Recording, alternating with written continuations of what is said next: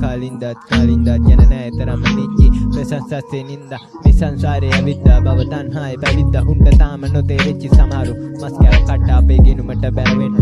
රුපියාත යසන කොතනක වචවර වෙන්න ඉනිපුතෙන් කපන්න තිබ්බත් අපි ගැහුව පොර වෙන්න කාලේ කිව්වා ඇති දැන් උඹත් සබා දහමට බැරවෙන්න මේ කොහෙද මං කවුද දන්නේ ඔහේ දුවනවලු රස දන්නේ දිවයි ඉඳපු දුක කියයි පෙන්නහලු අතීතයේ සුන්දරයි හරිම ඒකයි අමතකුකෙම බැරිම දෙමාපියන් සහෝදරයන් යාළුවෝ කාලයක් ගෙව්වම මත් ඇල්ගොරිතම් එකේ වුණ වාසියට හැරෙනවා